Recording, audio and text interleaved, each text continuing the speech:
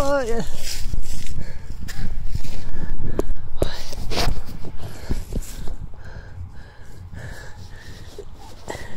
İyi ki sen almışsın Apo. Ama kamera mı çekiyor? göster Şahin'e de göster. Oy. Ocağımız yüncük harcadık hocam. Çok kapıya kazdığı vallahi. İyi ki sen almışsın, tek başıma gösterdim. Benim aklım yok zaten, gelmeyecektim. Bir daha arama vallahi, numaranı engelliyor.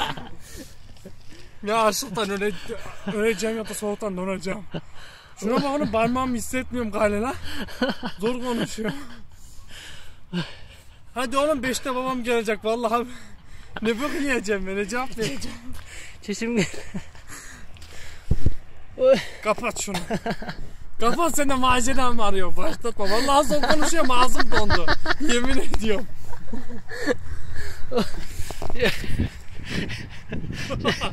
Şu depeyi açtım mı tamam, gördük. Depi Araba gidiyor oğlum, araba gidiyor. Hadi. Çekme oğlum beni, çekme. Neyi çekiyorsun? Kapat şunu. Vallahi giderim buraya bak. Kur'an çak. Tamam kapatıyorum.